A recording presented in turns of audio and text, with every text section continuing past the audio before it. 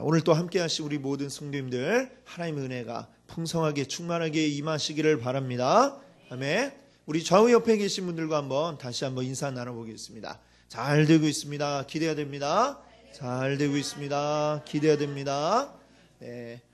자, 오늘도 우리 하나님의 은혜 우리 기대하면서 오늘 같이 나눌 말씀 제목은 놀이의 법칙, 놀이의 법칙이라는 제목으로 함께 또 말씀의 은혜를 받고자 합니다. 자, 여러분들 좀 이제 어려운 용어인데 사회과학 용어 가운데에 헤게모니라고 하는 이러한 말이 있습니다. 이 헤게모니라는 단어의 뜻을 사전은 이렇게 정의하고 있습니다. 우두머리의 자리에서 전체를 이끌거나 주동할 수 있는 권력, 이것이 헤게모니다 이렇게 얘기하죠. 비슷한 말로 주도권이라는 말을 이제 사용할 수 있습니다. 우리가 사는 이 세상은 온통 이 헤게모니, 주도권을 쥐기 위한 그러한 싸움으로 가득한 곳이 우리가 살고 있는 이 현실 세계입니다. 나라와 나라 사이에 이 주도권을 쥐기 위한 싸움이 일어나고 또 민족과 민족 사이에 그리고 회사와 회사 사이에 또는 조직과 조직 사이에 그리고 개인과 개인 사이에 끊임없이 바로 이 주도권을 쥐기 위한 그러한 싸움이 알게 모르게 벌어지고 있는 것입니다. 가장 평화로워야 할 우리의 가정에도 사실은 이 주도권 싸움이 늘상 되풀이되고 있는 것을 아마 여러분들 알고 계실 것입니다. 남편과 아내 사이에 서로 주도권을 쥐기 위한 싸움, 이것이 있고요. 또 때로는 자녀와 부모 사이에도 어떤 이 주도권을 쥐기 위한 그 싸움 또는 냉전, 이런 기간들이 우리 가운데 일어나고 있는 것을 보게 되어집니다. 그뿐만이 아닙니다. 어떻게 보면 우리 사람들 가운데 가장 순수하다고 할 수 있는 어린 아이들, 그나마 아이들이 가장 순수한 편인데도 이 아이들이 노는 곳에서도 이 주도권을 쥐기 위한 싸움이 벌어지는 것을 보게 됩니다. 저희 집 아이들이 아직 이제 초등학교 다니는 어린 아이들이죠. 이 자매들인데 이 아이들이 둘이서 놀 때라든지 아니면 또 다른 친구들과 같이 놀 때 어떻게 노는가 이렇게 가만히 보게 되면 이제 자주 나타나는 그 그림 가운데 하나가 뭐냐면 이제 노는 아이들 가운데 하나가 우리 이거 하고 놀자 하면서 이제 뭔가를 제안을 합니다. 그러면 이제 다른 아이들이 그래 하고서 이제 같이 놀기도 하지만 때로는 싫어, 나 그거 안 해 라고 이렇게 이야기하기도 합니다. 자, 싫다고 하는 이유가 무엇일까요? 단순히 먼저 아이가 하자고 했던 그 놀이가 나는 별로 재미없다 생각이 돼서 싫다고 이야기할 수도 있지만 많은 경우에는 그래서 내가 이 놀이 안 좋아해서 싫다라고 이야기하기보다는 내가 그냥 이 아이가 같이 하자고 했던 그 놀이를 순수히 따라가면 내가 왠지 걔 밑에 있는 것 같고 내가 좀 밀리는 것 같고 꿀리는 것 같아. 이런 느낌이 드니까 괜히 한번 튕겨보는 거죠. 난 그거 싫어 라고 이렇게 이야기를 하는 것입니다. 자, 이 두 아이 가운데에 기싸움이 시작이 되는 것이죠. 자, 이런 경우에 참 난감한 것은 결국에 한쪽이 이 뜻을 굽히지 않게 되면 둘 중에 하나는 삐져서 이제 막 가버리고 이런 경우로 이제 이어지게 되는 것들을 우리가 많이 봅니다. 아이들이 노는 경우 보면 항상 늘 이런 일들이 벌어지곤 하죠. 자, 오늘 본문 말씀을 보니까요, 비슷한 상황이 일어나고 있습니다. 아이들이 노는 모습을 예수님이 비유로 들어서 말씀하고 계십니다. 예수님이 하신 많은 비유들, 이 모든 비유들이 보면 다 굉장히 생활 밀착형 비유다 이렇게 말씀드릴 수 있습니다. 누구라도 들으면 그 장면 하고 이렇게 금방 그 장면을 떠올릴 수 있는, 한 번씩은 다 보았음직한 이런 장면들을 예로 들어서 비유로 설명을 해 주십니다. 그래서 예수님 보면 참 아마 관찰력이 굉장히 좋으신 분 같아요.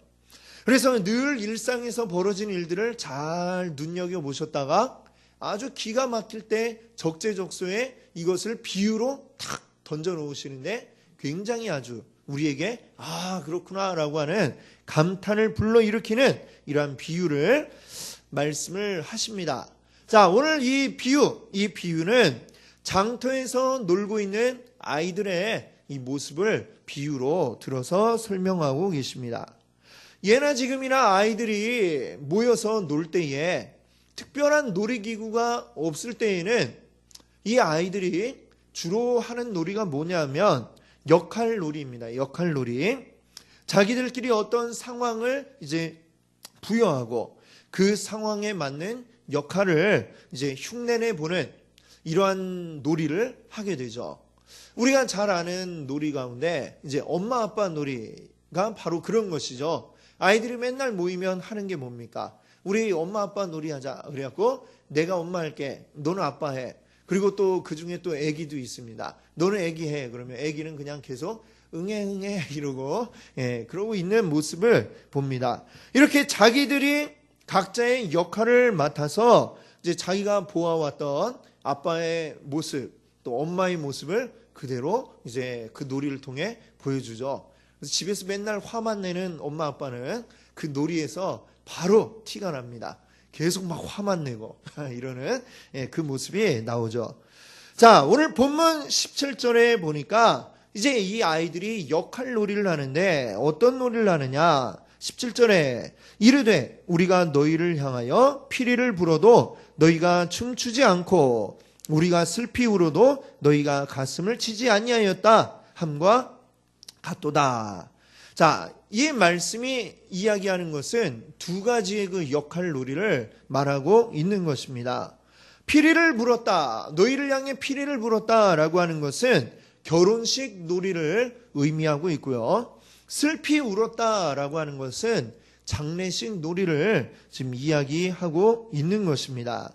결혼식 날에 즐겁게 피리 불면서 잔치하는 그런 모습, 또 장례식장에서 슬피 울면서 죽은 자의 그 죽음을 애도하는 이러한 모습들을 우리가 떠올릴 수 있을 것입니다.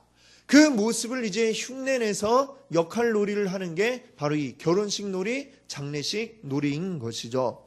자, 한번 그 장면을 한번 떠올려 보십시오. 장터에 사람들이 많이 모여 있는데 그 한쪽 구석에서 이제 아이들이 만났습니다. 만나서 이제 놀이를 하자고 합니다. 한 아이가 먼저 이야기를 꺼냅니다. 우리 결혼식 놀이 하자. 이렇게 이 얘기를 합니다. 그런데 나머지 아이들이 그 말에 반응을 하지 않습니다. 난 결혼식 놀이 싫어. 이렇게 얘기하는 거죠. 그러니까 또다시 제안을 합니다. 자, 그러면 우리 장례식 놀이 할까? 이렇게 또 얘기를 했습니다. 그러나 반응은 역시 마찬가지입니다. 또 난 장례식 놀이도 싫어. 이렇게 이야기를 하는 것이죠. 이게 바로 피리를 불어도 춤을 추지 않는 것이고 슬피 울어도 가슴을 치지 않는 바로 그 모습을 지금 이야기하고 있는 것입니다. 자, 이 이야기는 지금 비유다라고 말씀을 드렸습니다. 비유라고 한다는 것은 이 이야기가 다른 뭔가를 이제 빗대어서 보여주고 있는 것이다. 이렇게 우리가 이해할 수 있습니다. 그러면 장터의 아이들이 지금 놀고 있는 이 놀이는 무엇에 대한 비유이냐? 16절이 이렇게 얘기하죠. 이 세대를 무엇으로 비유할까? 자, 무엇으로 비유할까 하고서 뒤에 장터에서 노는 아이들의 모습을 보여주고 있습니다. 그러니까 이 비유는 지금 누구에 대한 이야기예요? 바로 이 세대의 모습을 보여주는 비유다. 예수님이 지금 이 말씀하실 당시 그 세대의 모습을 보여주는 비유인 것입니다. 자, 그들의 모습이 어떠했느냐? 뒤 예수님 말씀하시죠. 세례 요한이 와서 먹지도 마시지도 않았더니 그것을 보고 뭐라고 이야기하느냐? 그걸 보고 나도 저렇게 살아봐야지 하는 게 아니라 귀신 들렸나 보다, 먹지도 않고 먹지도 않아, 이렇게 그들이 이야기를 했습니다. 자, 예수님이 오셔서 예수님은 세례 요한과는 반대로 이제는 먹고 마셨습니다. 그랬더니 뭐라고 이야기를 하느냐? 예수님을 보고 먹기를 탐하는 먹보다, 이렇게 이야기를 하고요. 포도주를 즐기는 술꾼이다 라고 이렇게 예수님을 이야기했다는 것입니다. 자, 그러면서 세례 요한이나 예수님을 전혀 따르지 않고 오히려 그들을 비판하고 욕하고만 있더라. 이게 바로 예수님이 말씀하시는 이 세대의 모습인 것이죠.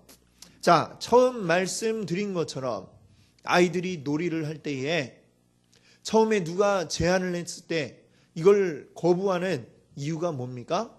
바로 헤게모니, 주도권을 쥐기 위한 싸움이다 라고 말씀드렸습니다. 난 너를 대장으로 인정하고 싶지 않아. 그래서 나는 너를 따르지 않겠어 라고 하는 게 나 싫어, 나 안 해, 이렇게 이야기를 하는 것이죠. 자, 이런 마음이 이제 바로 그 놀이를 거부하는 것입니다. 이 비유가 나타나고 있는 그 세대에는 어떤 것입니까? 그 세대의 사람들 역시 지금 주도권 싸움을 하고 있는 것입니다. 주도권을 세례 요한 예수님에게 빼앗기지 않겠다, 내가 쥐고 있겠다, 내 뜻대로 내 마음대로 하겠다라고 하는 게 바로 이 세대의 모습이었다라고 하는 것입니다. 자, 그들의 그 주도권 싸움이 세례 요한을 귀신 들렸다라고 이렇게 이야기하게 되고, 그리고 예수님을 향해서는 목보의 술꾼이요 세리와 죄인들의 친구라고 이렇게 부르게 되었던 것이죠. 자, 그러면 우리가 생각해 볼 것은 세례 요한은 왜 먹지도 마시지도 않았는가? 또 예수님은 왜 세리 죄인들과 어울려서 그들과 먹고 마셨는가? 라고 하는 것을 우리가 알아야 하겠습니다. 자, 이 세대의 이스라엘은, 지금 이 시대의 이스라엘은 로마의 식민지였습니다. 열심히 일을 해서 돈을 벌어도 그 번 것의 대부분을 로마의 세금으로 바치며 살아야 했고, 나라에 이 권리가 없어서 그들의 왕이 따로 없고 그저 억눌린 채로 살아야만 했던 그러한 신세였습니다. 그래서 이 모든 이 시대의 이스라엘 사람들의 희망은 무엇이냐?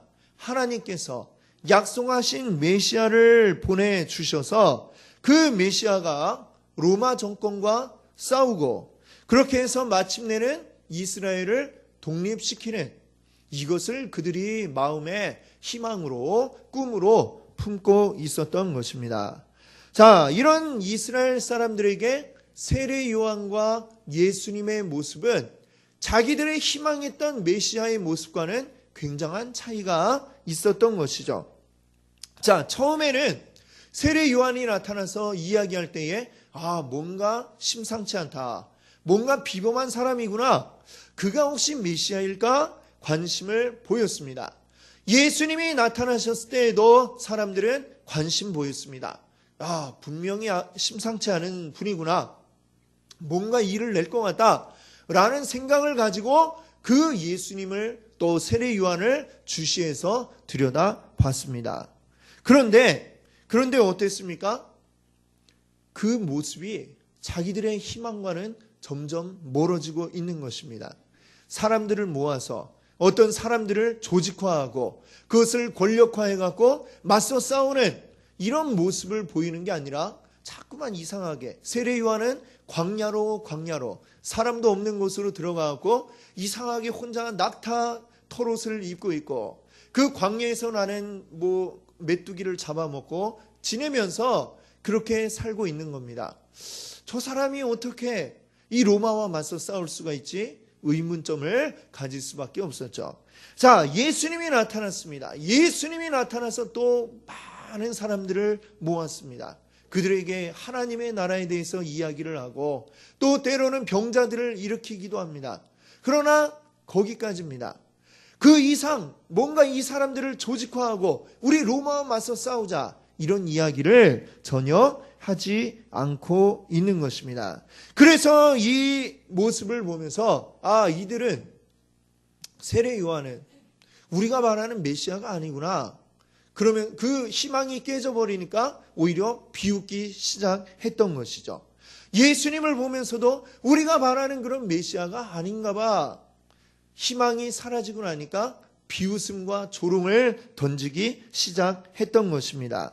자, 그러나 세례 요한은 왜 광야에 가서 먹지도 마시지도 않으면서 그런 금욕의 삶을 살아야만 했을까요?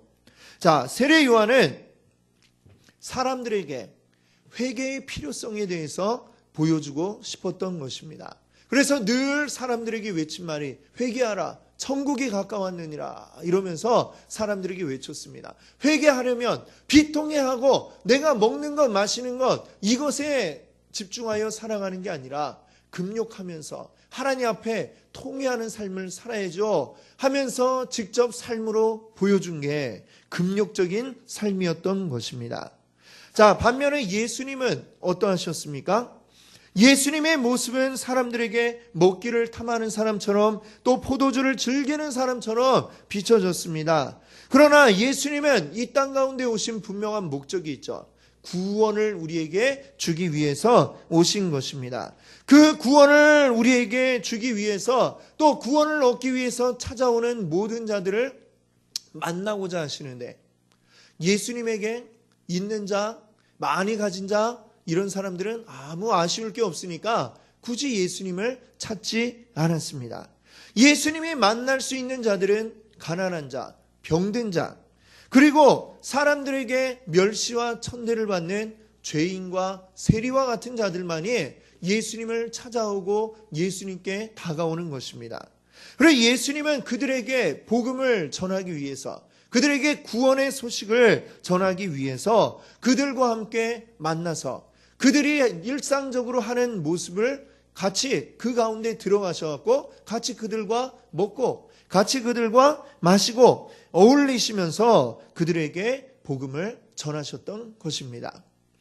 표면적으로 드러나는 모습 뒤에 왜 그렇게 하셨는가를 보면 이 예수님이 그리고 세례 요한이 하나님의 나라를 위해서 하나님 영광 위해서 이 일을 했구나라고 하는 것을 분명히 알 수 있었겠지만 그들은 표면적으로 드러나는 모습 그리고 자신들의 기대의 모습과 예수님 세례 요한의 모습이 맞지 않으니까 이건 아니야 라고 하면서 배척하기 시작을 한 것입니다.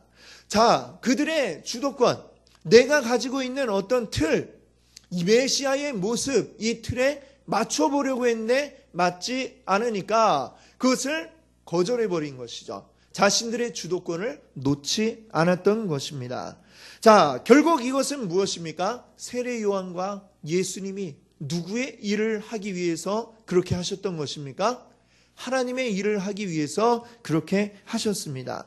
그런데 예수님에게 세례 요한에게 주도권을 넘기지 않았다라고 하면 결국은 이게 무엇입니까? 하나님께 나의 주도권을 넘기지 않았다라고 하는 이러한 결론을 내릴 수 있겠죠. 하나님과 주도권 싸움을 하게 된다면 자, 그런 자들이 과연 하나님의 나라에 갈 수 있을까요? 우리는 답을 분명히 말할 수 있습니다. 갈 수 없다. 하나님과 주도권 싸움을 하면서 어떻게 하나님 나라에 가겠습니까? 하나님 나라는 어떤 곳입니까? 하나님이 다스리시고 하나님이 통치하시는 곳이 바로 하나님의 나라입니다. 하나님이 하자는 대로 해야 되는 곳이 하나님의 나라죠. 하나님이 주도권을 갖고 계신 곳이 바로 하나님의 나라입니다. 근데 하나님의 나라에 하나님의 주도권을 인정하지 않는 자들이 들어가 있다. 그러면 그것은 무엇입니까? 하나님의 나라에서 쿠데타를 꿈꾸는 자들이고 하나님 나라에서 반란을 꿈꾸는 자들이 될 수밖에 없는 것이죠. 그렇기 때문에 그런 자들은 하나님 나라에 갈 수가 없는 것입니다. 자, 근데 너무나도 충격적인 것은 지금 이 세대, 예수님이 말씀하시는 이 세대의 이스라엘 사람들은 자기들 스스로는 어떻게 생각하고 있었느냐? 스스로 하나님 말씀대로 나는 꽤나 잘 살고 있어 라고 이렇게 생각하고 있었다는 것입니다.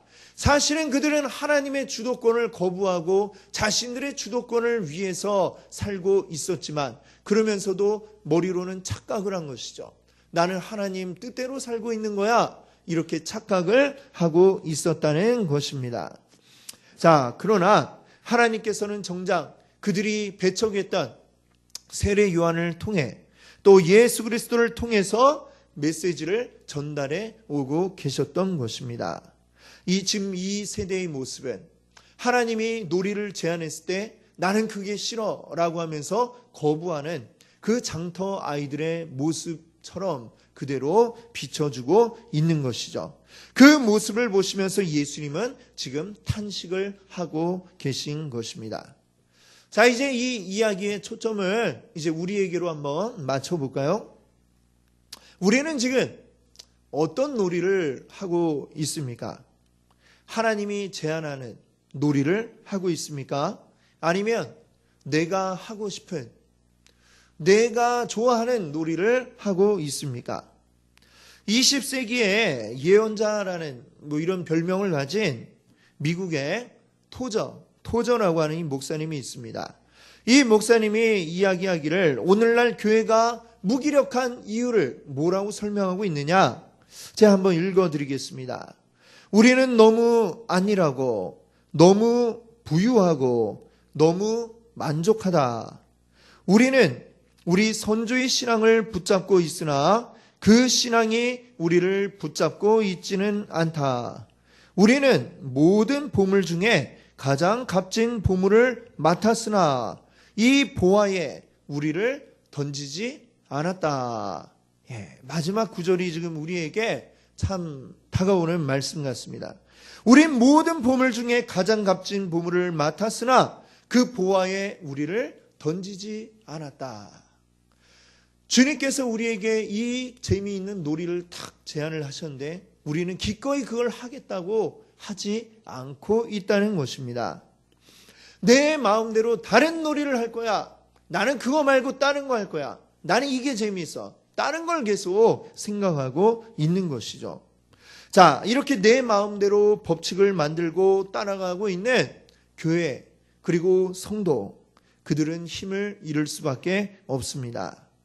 나의 놀이를 포기하고 주님의 놀이를 따라가는 사람이 바로 하나님 나라의 백성인 줄 믿습니다. 아멘. 바울은 이런 하나님 나라의 백성의 특징을 디모데후서 2장 3절 4절에서 이렇게 표현하고 있습니다. 같이 한번 우리 3절 4절 읽어보겠습니다. 너는 그리스도 예수의 좋은 병사로 나와 함께 고난을 받으라. 병사로 복무하는 자는 자기 생활에 얽매이는 자가 하나도 없나니 이는 병사로 모집한 자를 기쁘게 하려 함이라. 아멘. 바울은 우리 모든 성도는 바로 병사, 그러니까 군인이다 라고 이렇게 이야기하고 있습니다. 자, 군인은 어떻습니까? 자기 생각과는 상관없이 움직여야 되는 사람, 자기 생각과 상관없이 목숨까지도 걸어야 되는 사람이 바로 군인입니다. 군인은 군대가 목적으로 하는 바에 따라서 움직이는 것이죠. 이 군대의 목적은 뭡니까?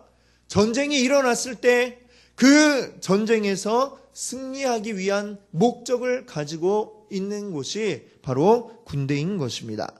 비록 전쟁이 없는 평화 시기가 계속되고 있어도 언제 어떻게 전쟁이 발생하더라도 이길 수 있는 최고의 상태를 유지하기 위해서 아무 일이 없어도 늘 훈련을 하고 반복해야 되는 것이 바로 군인의 생활인 것이죠. 제가 군 생활을 하던 때에 그때 제일 힘들었던 것들 기억 가운데 하나가 뭐 어떤 한 주씩 훈련 하는 것도 힘들지만 매주 목요일 밤마다 야간 훈련을 했던 그런 기억이 있습니다. 그리고 목요일 밤마다 잠도 일찍 자지도 못하고 또 어두운 밤에 훈련을 하니까 잘 보이지도 않는데 이제 또 이 계급이 낮을 때는 왜 이것도 못하냐면서 또 막 기합을 계속 받고 그리고 밤이 괴로운 그런 시간이었습니다. 그래서 목요일만 되면 다른 날 같으면 일과가 끝날 시간인데 저녁 먹으면 이제 쉬어야 되는 시간인데 또다시 또 다른 이제 일상이 또 시작이 되니까 굉장히 괴로웠죠. 또 그때에 목요일 저녁마다 TV에서 굉장히 재밌는 걸 하고 있었습니다. 뭐냐면 별들에게 물어봐라고 아실지 모르겠어요. 이경규 씨가 별들에게 물어봐 하는 그거를 목요일마다 하는데 목요일마다 훈련을 하니까 볼 수가 없었습니다. 그래서 너무 아쉬운 마음 그리고 또 이 훈련 통해서 또 기합을 받을 생각을 하면서 괴로웠던 이 기억이 있습니다. 그러나 내가 아무리 그 시간이 싫다고 하더라도 내가 싫어도 거부할 수가 없는 것이죠. 왜? 군인이기 때문인 것이죠. 싫어도 그 시간에 훈련이다 하면 나가서 훈련을 받아야 되는 것이 군인입니다. 전쟁은 낮에만 하는 게 아니라 밤에도 있을 수 있으니까 밤의 상황을 대비해서 훈련을 해라. 이렇게 지침이 내려오고 목요일 밤마다 그걸 한다. 이러면 목요일 밤마다 싫어도 가서 훈련을 해야 되는 게 바로 이 군인의 모습인 것이죠. 자, 이것이 바로 우리 성도의 삶인 것입니다. 바울은 그렇게 이야기하는 겁니다. 내가 하고 싶은 대로 내 주도권을 가지고 내 하고 싶은 대로 하는 게 아니라 주도권을 하나님이 쥐고 있습니다. 하나님이 하라고 하면 하고 하나님이 멈추라면 멈추고 그렇게 해야 되는 게 바로 우리 성도의 삶입니다. 라고 이렇게 바울이 이야기하고 있는 것입니다. 자, 때로는 하나님 말씀대로 하나님의 주도권을 따라서 우리가 행할 때에 그것이 우리 주변 사람들에게 환영받지 못하는 이런 경우들도 생겨나게 됩니다. 예수님을 보십시오. 예수님이 지금 하시는 일이 예수님이라고 좋아서 그렇게 하셨을까요?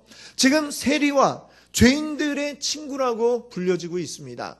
세리는 어떤 사람들이냐면 이 이스라엘 사람들에게서 세금을 걷어서 로마에 갖다 바치는 그런 사람들입니다. 쉽게 얘기하면 로마의 앞잡이들인 것이죠. 그들을 바라볼 때에 지나가면서 그 앞에서는 욕을 못하지만 뒤돌아서면 바로 침뱉고 욕하는 그런 사람들이 바로 세리였습니다. 죄인들, 또 많은 수많은 죄를 지고 있는 사람들은 그 죄인들만 지나가도 침을 뱉고 좀 성격이 안 좋은 사람은 돌도 집어던지는 바로 그러한 무리들입니다. 그런데 예수님은 그들 틈에 들어가신 것입니다. 그들의 틈, 아무도 환영하지 않는 자들을 찾아서 그들에게 갔습니다. 예수님이 그런 모습을 보이실 때 사람들은 와, 대단하다, 박수 친 게 아니라 저 사람 뭐야? 저 사람도 똑같은 사람 아니야? 라고 하면서 똑같은 취급을 하고 죄인 취급에 또 덜 떨어진 사람처럼 먹보 술꾼의 세리와 죄인의 친구다라고 이렇게 이야기를 하게 되었던 것입니다.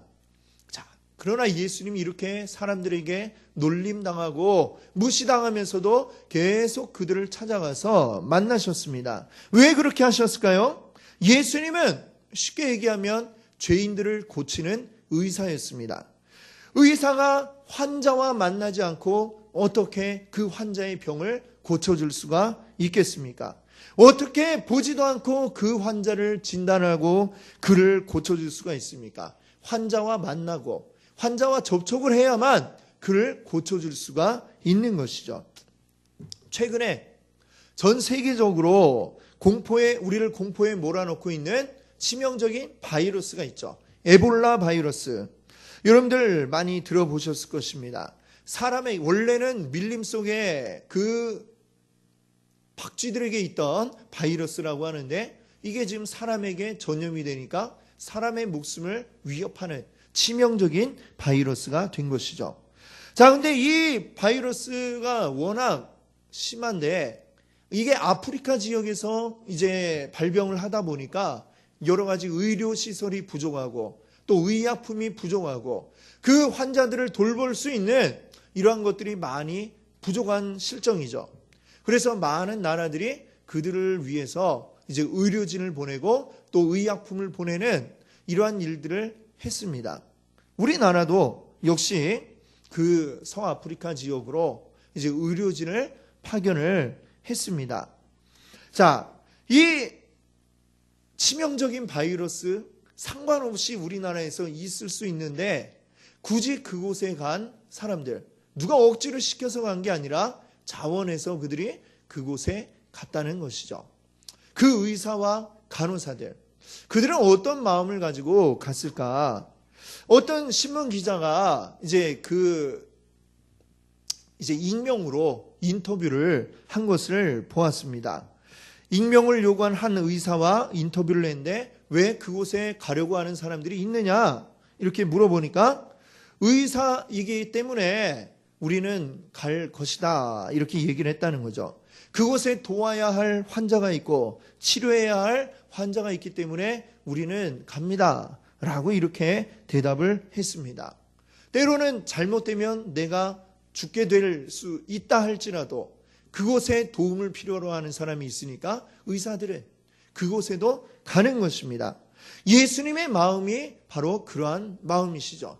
세리와 죄인들, 사람들에게 욕먹고 가까이 하고 싶지 않은 이러한 자들이지만 그러나 그들은 도움이 필요한 자들이고 그들도 구원받아야 될 자들이기 때문에 내가 그들에게 가겠다 해서 예수님은 그들에게 가셨고 그들과 함께 음식을 나누시고 마시기도 하시면서 그들과 함께 이야기하시며 그들에게 하나님 나라를 알려주셨고 복음을 전하셨던 것입니다. 비록 사람들이 그런 예수님을 보고 비웃고 욕을 한다 할지라도 예수님 그렇게 하셨던 것이죠. 우리 성도의 삶이 그렇습니다. 우리 성도의 삶이 때로는 세상 가치관과 부닥치고 충돌하는 경우가 생겨날 수 있는 것입니다. 하나님 나라의 가치관, 하나님 나라 놀이의 법칙을 가지고 세상 가운데 갔더니 왜 그렇게 하는 거야? 우리를 욕하고 때로는 비웃고 조롱하는 일도 생길 수 있지만 내 생각이 아니라 우리는 하나님 나라의 가치관을 가지고 나아가야 하는 것입니다. 그것이 바로 하나님이 우리 성도에게 원하시는 모습이기 때문에 그렇습니다.